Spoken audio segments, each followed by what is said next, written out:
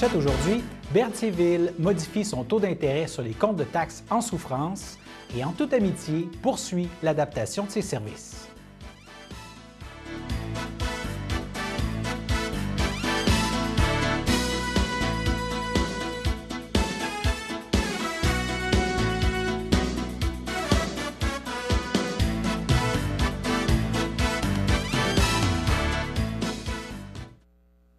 Alors bonjour mesdames, messieurs, mon nom est François Robert et bienvenue à votre bulletin d'information régionale du mardi 7 avril. Alors avant de faire notre mise au point quotidienne là, sur la progression de la COVID-19 dans la Naudière et dans l'ensemble de la province, un petit message pour les gens qui nous écoutent là, sur le câble. Alors au cours des derniers jours, là, le bris d'une pièce a entraîné des problèmes avec le son de nos émissions sur le câble. Il n'a pas été simple d'obtenir la pièce de remplacement et d'avoir la visite du technicien pour l'installer durant cette période de pandémie. Alors heureusement, c'est maintenant réparé et le son de nos émissions est de retour sur le câble. Bien sûr, en régie, le son était correct et les bulletins de nouvelles ont toujours été avec son sur la page Facebook de CTRB et sur sa page YouTube. Alors, si vous avez manqué un bulletin et voulez le rattraper, vous pouvez aller sur YouTube et Facebook et c'est simple de le retrouver par CTRB. Cela dit, on revient à la COVID. Le nombre de cas de coronavirus dans la Naudière, qui était de 491 lundi, est maintenant de 532 pour l'ensemble de la région de la Naudière. Et par comparaison, on retrouve maintenant 589 cas en Mauricie, notre région voisine, et les régions les plus touchées demeurent à nouveau sensiblement les mêmes. 570 cas en Estrie, 961 en Montérégie, 4407 cas à Montréal, beaucoup de cas sur l'île de Montréal, 375 cas dans la région de la Capitale-Nationale et 759 à Laval. Laval, qui est la 5e région la plus touchée. La Naudière est à nouveau aujourd'hui en 6e position en termes de nombre de cas parmi les régions du Québec. Et à l'échelle provinciale, il y avait 8 580 cas de COVID-19 rapportés lundi par le ministère de la Santé.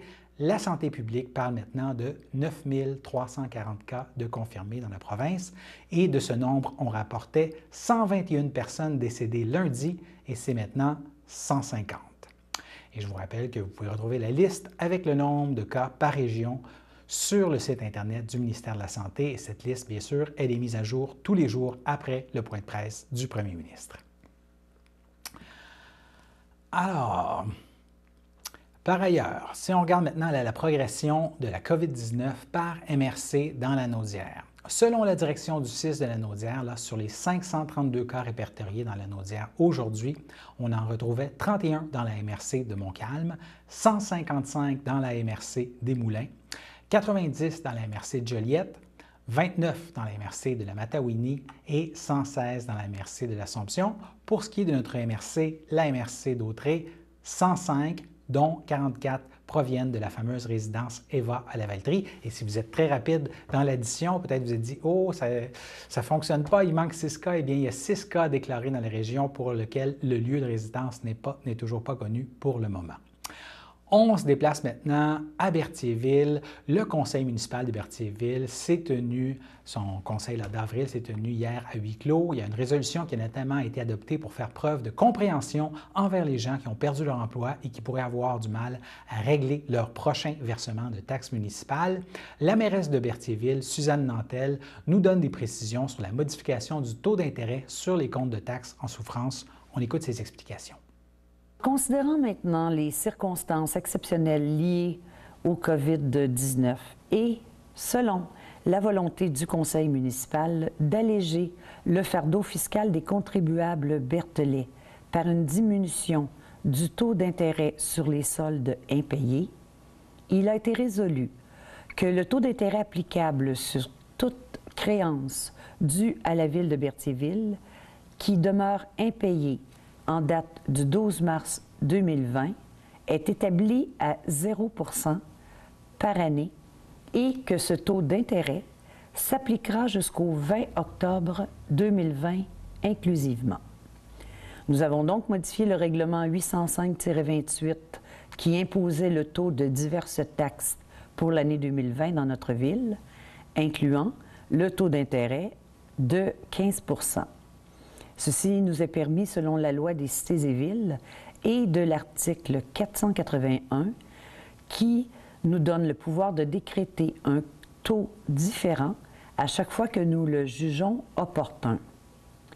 Ainsi, dans les faits, pour que tous comprennent bien notre décision et les impacts de cette mesure municipale, il s'agit de suspendre les intérêts en regard de toute somme due à la Ville, entre autres, comme les taxes et les droits de mutation. Par contre, une Ville a besoin de liquidités pour poursuivre la fourniture de ses services. Ainsi, j'encourage les contribuables qui sont en mesure de le faire à respecter les échéanciers, ce qui réduira la possibilité des emprunts sur marge pour notre Ville. Le règlement 825-28 entrera en vigueur dès son adoption lors d'une séance subséquente extraordinaire que nous tiendrons aussi en avril. Alors, un avis de motion et le dépôt de ce règlement ont été faits par la suite lors de la séance.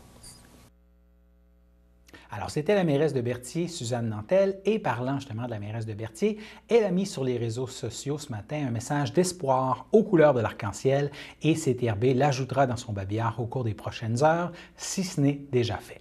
Et nous passons maintenant à notre première pause. À la maison, en situation de violence conjugale, si vous vous sentez en danger ou si vous avez peur pour la sécurité de quelqu'un, sachez que personne n'est obligé de rester dans un foyer violent. Il y a des gens de confiance qui sont là pour vous aider. Alors contactez votre CLSC ou la ligne infosociale 811. Parce que penser à son bien-être, c'est aussi ça, se protéger.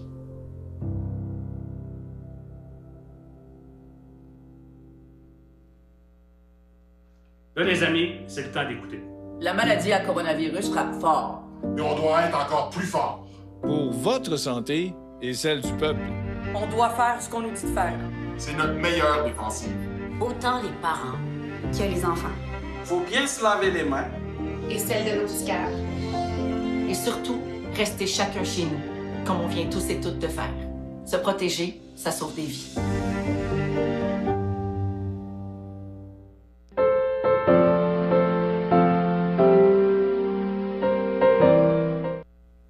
Au chapitre des anniversaires pour ce mardi 7 avril, il n'y a aucun anniversaire local qui nous a été signalé. Par contre, saviez-vous que le 7 avril, c'est la date de l'anniversaire de Ravi Shankar, le célèbre musicien indien qui a notamment enseigné la sitar à George Harrison des Beatles? Il est aussi le père de la chanteuse Norah Jones, que plusieurs d'entre vous doivent bien connaître, et le célèbre joueur de sitar aurait eu 100 ans aujourd'hui. C'était les anniversaires du jour. Et nous avons discuté ce matin là, par vidéoconférence avec Christine Davio, qui est agente de développement de projets et soutien aux membres pour le groupe d'entraide En toute amitié de Berthier. Nous avons fait une petite mise au point là, sur l'ajustement des services de l'organisme durant la période de COVID-19. Alors voici l'entretien qu'elle nous a accordé. D'abord, la distribution alimentaire se poursuit, mais les façons de procéder ont été modifiées là, pour réduire les risques de propagation du virus. Pouvez-vous nous expliquer un peu comment ça fonctionne? Oui, donc comme vous venez de le mentionner, le dépannage alimentaire du jeudi est maintenu, mais il y a certaines procédures de sécurité qu'il faut tenir en compte. Donc, on a présentement le lavage de sacs réutilisables qu'il faut faire au préalable avant de venir à l'organisme. Les gens sont cédulés aux 15 minutes. Il y en a 9, sont par groupe de 9. Puis, à tour de rôle, on garde un 2 mètres de distance entre chaque personne où on attend dans notre véhicule. Quand on entre à l'organisme, c'est lavage de mains obligatoire. Ensuite, là, on dépose les sacs réutilisables. C'est les bénévoles là, qui mettent vraiment tout là, dans les sacs pour que les gens puissent repartir après ça avec leur dépannage alimentaire. J'imagine qu'il y a eu un peu des petits ajustements au départ, mais que là, les gens commencent à être habitués à cette nouvelle façon de fonctionner. Oui, là, ça va de mieux en mieux. Le roulement se fait bien. Les gens ont compris qu'il fallait vraiment qu'ils se présentent à l'heure précise que je leur ai donnée quand ils m'ont téléphoné pour avoir un rendez-vous pour le dépannage alimentaire. Là, ce qui est nouveau à partir de jeudi, le 9 avril, c'est que ça va se faire directement à la friperie, dans la nouvelle section où il y avait l'ancienne assurance automobile. On va faire rentrer les gens par là pour vraiment maintenir une plus grande distance entre nos bénévoles Puis aussi, là, la distribution se fasse mieux avec les membres aussi. Là. Et il y a aussi un service de livraison les jeudis qui est disponible? Oui, le service de livraison est disponible, mais il est disponible seulement pour les personnes qui ont 70 ans et plus, qui sont soit en confinement dû au coronavirus ou qui ont des difficultés là, au niveau des problèmes respiratoires. Et vous avez pris la décision là, de fermer votre boîte de dons là, pour une durée indéterminée en raison de la crise? Oui, les boîtes de dons à l'extérieur sont fermées et on ne prend aucun don non plus quand on est ouvert les jeudis à l'intérieur. Donc, ce qu'on demande aux gens, c'est vraiment gardez-les pour le moment. Puis, quand que les magasins vont réouvrir, que le système de cueillette et livraison va être mis en place, on va pouvoir aller les chercher. Il semblerait qu'il n'y a pas tout le monde qui a compris la consigne. Ça occasionne des problèmes au niveau de la propreté de votre stationnement? Oui, le stationnement est, si je pourrais dire, saccagé à toutes les fins de semaine. Donc, encore en fin de semaine, là, il y a encore plein de personnes qui ont mis les choses en dehors des bacs, qui ont même ouvert le bac de EBI. Donc là, le stationnement est vraiment sale. Donc, on leur demande vraiment de faire preuve de civisme, puis de lâcher les conteneurs, dans un sens, on peut dire ça comme ça, de vraiment laisser l'endroit propre parce qu'on offre juste le service de dépannage alimentaire. Donc, on leur demande vraiment d'être civilisés et de faire attention à l'organisme qui est encore maintenu là, pendant la crise. Il y a un service d'appel d'amitié qui est en place? Oui. À toutes les semaines, j'essaie d'appeler le plus de membres possible. On fait vraiment les membres un par un. Je les appelle, je leur demande comment ils vont, comment ils vivent la crise. S'ils veulent discuter de tout et de rien aussi, j'essaie de leur donner des pistes d'intervention pour qu'ils puissent... parce qu'on en a qui deviennent plus anxieux parce qu'ils sont confinés à la maison. Donc, j'essaie vraiment, là, un à la fois, de prendre des nouvelles, de les rassurer. Puis, ça va être comme ça là, tout au long de la crise. Et là, les banques alimentaires, elles demeurent ouvertes malgré la crise, là?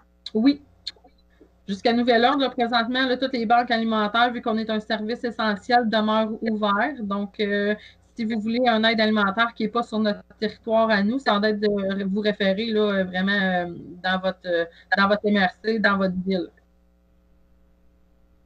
Et vous vouliez aussi faire un petit rappel au niveau de l'importance de faire attention pour les sources d'information.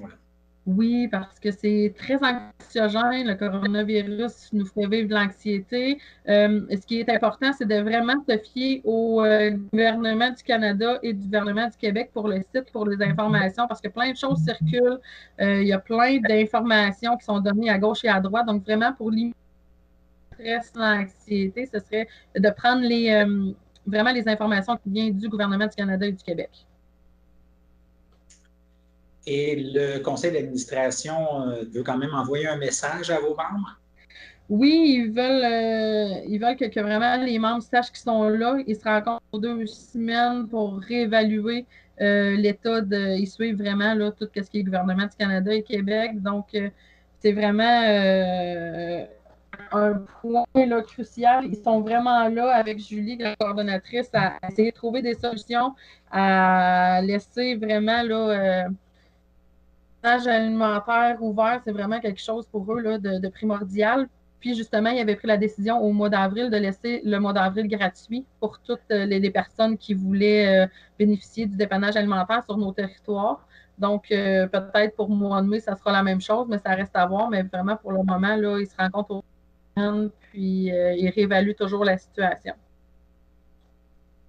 C'est sûr que ce que le conseil d'administration demande, c'est vraiment de rester à la maison le plus possible, de suivre les mesures d'hygiène qui ont été mises en place les jeudis. Puis que si vous avez quelques symptômes, que ce soit le nez qui coule, un mal de gorge, c'est d'aviser. On va regarder ce qu'on peut faire, mais ce n'est pas de se présenter à l'organisme. Puis ce qui est vraiment aussi important, c'est de téléphoner. Les portes sont barrées, même si on est ici les mardis et les jeudis. Mais ça nous permet vraiment de limiter les contacts, puis aussi de faire en sorte qu'il y ait moins de propagation de microbes à l'organisme. D'autres choses que vous voulez ajouter en terminant? Non, juste un gros merci, vraiment de ne pas lâcher. Nous, on va être vraiment là pour eux jusqu'à la fin. Donc, faites preuve de civisme, de respect, puis on suit les procédures, puis on y va au jour le jour, puis ça va super bien aller. Alors, si vous suivez le groupe En toute amitié, le groupe d'entraide En toute amitié sur les réseaux sociaux, vous pouvez voir que Mme Davio produit régulièrement aussi des petites capsules pour parler de comment ça se passe, la distribution d'aide alimentaire, donner des consignes aux gens. Alors, vous pouvez avoir aussi des nouvelles sur l'organisme de cette façon. On passe maintenant au domaine judiciaire en lien avec la pandémie de la COVID-19. Alors, ce n'est pas le temps de faire de mauvaises blagues avec la COVID-19. Cela pourrait entraîner, là, bien sûr, beaucoup de désagréments à d'autres personnes et cela pourrait aussi vous causer des ennuis avec la justice. Alors, un exemple récent dans la Naudière, le 24 mars, un peu après 14 heures, il y a une cliente qui s'est présentée dans un commerce de la rue Saint-Isidore à Saint-Lin-des-Laurentides. Alors qu'elle était à l'intérieur du commerce, elle aurait prétendu faussement être infectée à la COVID-19 en le mentionnant à un employé présent et aurait suggéré de nettoyer les lieux. Le commerce a ensuite été fermé durant quelques heures. Et les employés ont téléphoné aux policiers de la Sûreté du Québec, la MRC de Montcalm, pour dénoncer cette situation. La femme impliquée a été identifiée et rencontrée rapidement par les policiers. Le dossier complet a été soumis au directeur des poursuites criminelles et pénales. Et la femme de 75 ans qui habite Saint-Roch-de-l'Achigan devrait faire face à des accusations de méfaits et de faux renseignements au palais de justice de Joliette à une date ultérieure. Maintenant, une autre nouvelle judiciaire, mais qui ne concerne pas la COVID-19 cette fois. Le 31 mars, vers 8 heures, il y a un appel qui a été logé aux policiers de la SQ du poste secondaire de la MRC de Dautré concernant une introduction par effraction et il y a un montant d'argent qui a été volé à l'intérieur d'une église de Lanoret. Il n'y a aucune arrestation qui a été effectuée dans ce dossier pour le moment et les policiers poursuivent leur enquête. C'était la petite page judiciaire pour aujourd'hui.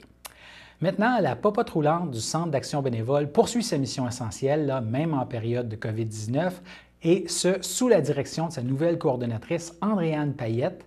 Et le défi est important, là, puisque la majorité des bénévoles de la popote roulante en temps normal ont plus de 70 ans. Alors, elle doit donc compter en ce moment sur une équipe réduite. Et dans sa tâche, Andréane Payette est appuyée par la cuisinière Sylvie Leclerc. Ils réussissent ensemble à préparer là, plus de 80 repas par matinée de livraison. Et la nouvelle coordonnatrice, eh bien, si vous voulez savoir, elle est diplômée de l'école hôtelière Barthélemy Joliette en 2004. Elle a également notamment été chef propriétaire au restaurant Au goût du monde à Joliette. Alors, pour consulter le menu de la popote roulante, vous pouvez bien sûr consulter le site web du Centre d'action bénévole de Dautré au www.cabautré.com ou téléphoner au 450-836-7122 si vous voulez placer une commande. Si vous habitez dans le secteur de la Valtrie, 450-875-0921. Maintenant, il y a les députés bloquistes dont une partie de leur circonscription là, est touchée par les problèmes de pyrotite. Alors, c'est entre autres Yves Perron, qui est député de Berthier-Masquinongé, Louis Charbonneau, député de Trois-Rivières, et Louis Plamondon, député de Bécancour-Nicolet-Sorel, qui ont réagi au jugement rendu lundi par la Cour d'appel du Québec dans le dossier de la pyrotite. Il salue la résilience ainsi que la persévérance des victimes et le doyen du groupe, Louis Plamondon, a indiqué par voie de communiqué que c'est une bonne nouvelle. Enfin, les victimes de la première vague pourront planifier la réparation des fondations et cette décision donne également de l'espoir aux victimes de la deuxième vague. Fin de la citation de Louis Plamondon. Pour sa part, là, sa collègue députée de Trois-Rivières a indiqué que les pertes reliées aux dommages de la pyrotite dans Trois-Rivières depuis 2008 sont considérables et cette annonce est positive. En ces temps difficiles, c'est un baume pour les victimes, selon Louise Charbonneau. Et pour ce qui est de Yves Perron, eh bien, selon lui, là, il reste du travail à faire, mais c'est une bataille de gagner. Il reste des améliorations à apporter au programme. Il faut notamment s'assurer de tester toutes les maisons, a fait valoir Yves Perron. Alors, les députés du Bloc québécois assurent qu'ils vont continuer d'appuyer les victimes tant que le dossier ne sera pas complètement réglé. Et nous passons maintenant à notre seconde pause. La Victoire de l'amour fête ses 25 ans et CTRB vous convient à un merveilleux spectacle auquel participeront des artistes comme Natacha Saint-Pierre, Mélissa Bédard, Sœur Angèle, Marcia Pilote et plusieurs autres artistes talentueux. Le tout aura lieu le 6 juin prochain en après-midi à la salle Maurice O'Brady de Sherbrooke. Le départ se fera en autocar de Berthierville à 9 h et le prix du billet est de 99 $, incluant un repas au buffet des continents. Les places sont limitées, alors réservez au plus tôt en téléphonant au 450-836-5103 ou 450-758-1670. Alors, n'hésitez pas à venir passer un moment très agréable pour débuter l'été 2020.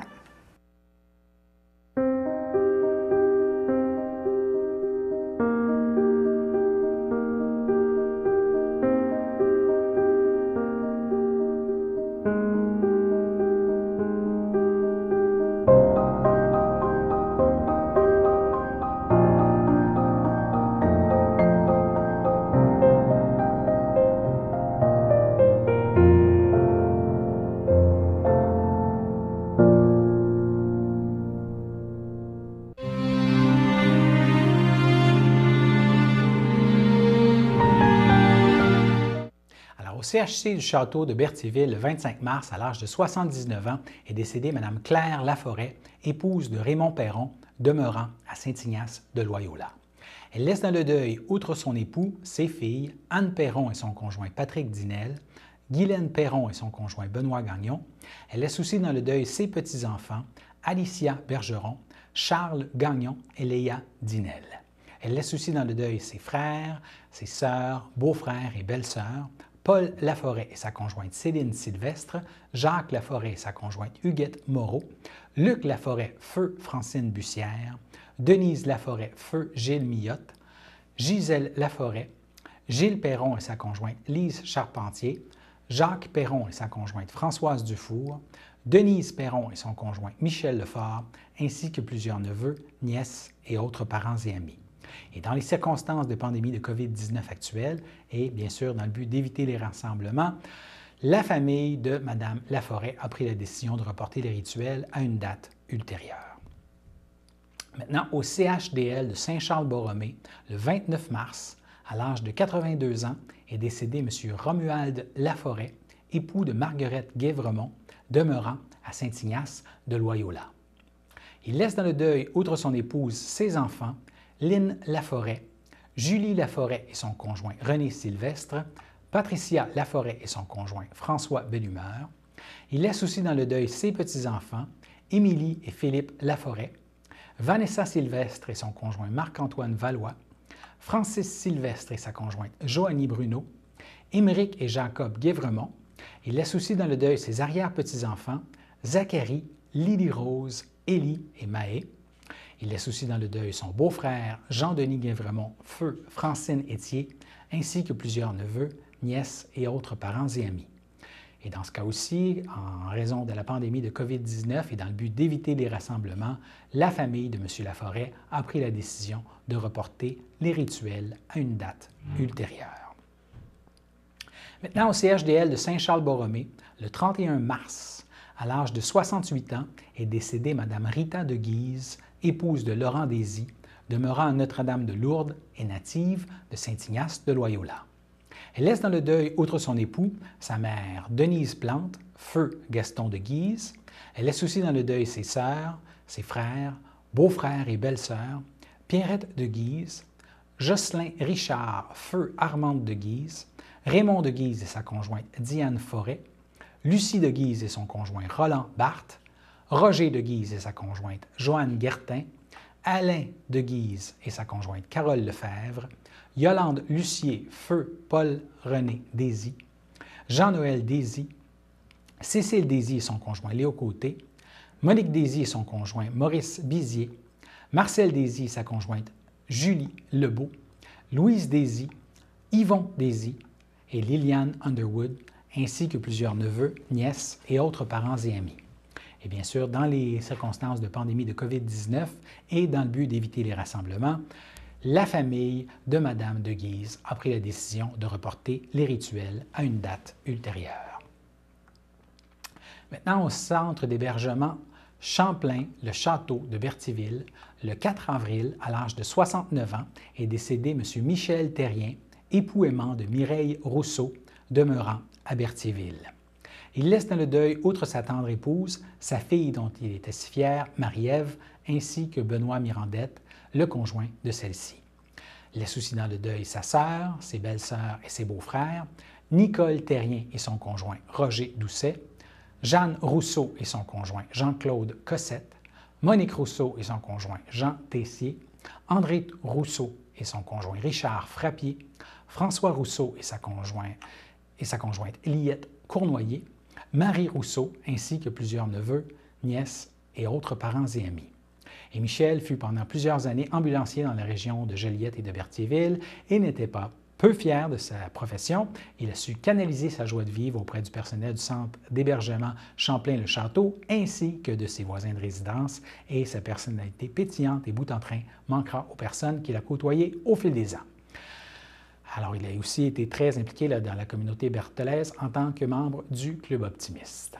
La famille tient entre autres à remercier le personnel du Champlain-le-Château pour les bons soins qu'il a prodigués à Michel durant les 14 années où il a habité le centre et dans les circonstances de pandémie de COVID-19 actuelle et dans le but d'éviter les rassemblements, la famille de M. Terrien a aussi pris la décision de reporter le rituel à une date ultérieure. Alors, c'était les avis de décès pour aujourd'hui. Et dans un autre ordre d'idées, on le sait, là, cette crise du coronavirus peut engendrer de la détresse chez plusieurs personnes. Alors, la ligne d'intervention en prévention du suicide, là, le 1-866-APPEL, ou si vous préférez, le 1-866-277-3553 est toujours en fonction. Et les personnes en détresse, celles qui s'inquiètent pour un proche suicidaire ou qui sont endeuillées par un suicide ou qui sont confrontées à la problématique dans l'exercice de leurs fonctions, peuvent téléphoner. Et le Centre de prévention du suicide de la Naudière nous a informé que dans le contexte actuel, là, ça entraîne une surcharge des réseaux de télécommunications, affectant malheureusement les lignes sans frais, là, comme le 1-866 appelle. Alors, par conséquent, il est possible que certaines personnes qui ont tenté de communiquer, entre autres des personnes qui utilisaient un cellulaire, ont pu éprouver de la difficulté. Alors, il semble toutefois là, que le fait de recomposer immédiatement le numéro, là, ça permet de régler le problème et d'obtenir la ligne. Alors, vous pouvez réessayer tout de suite après si jamais vous arrive. Et maintenant, on passe à la météo.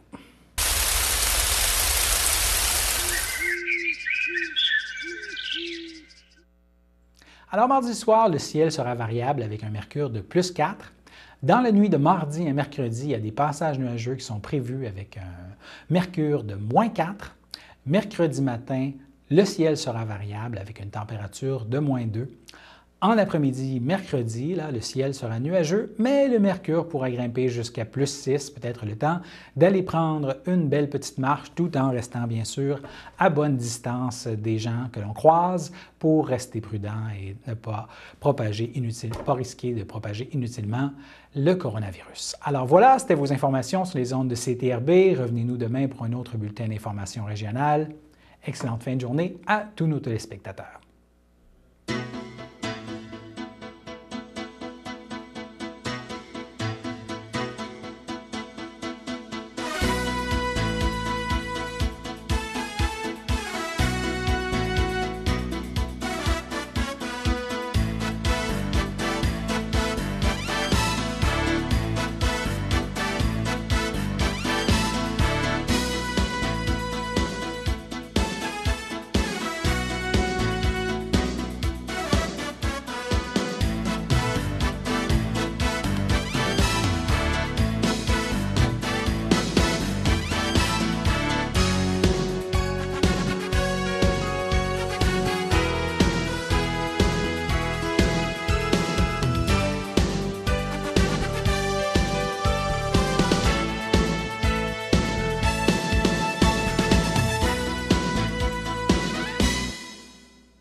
Sachez que vous pouvez nous faire part de vos commentaires, soit pour une annonce gratuite sur notre babillard ou toute autre suggestion en nous rejoignant par téléphone au 450-836-5103, 450-836-5103, ou bien par courriel tvcberthierville@hotmail.com, sur Facebook en écrivant Facebook CTRB.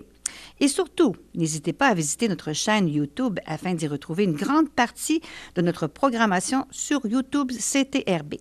Les émissions sont classées par catégorie, vous permettant de chercher moins longtemps. Vous pouvez aussi cliquer sur le rectangle rouge « S'abonner » pour être à l'affût des dernières émissions enregistrées. Valérie, c'est une petite fille enjouée qui aime être avec les autres. chaleureuse. Elle aime beaucoup apprendre.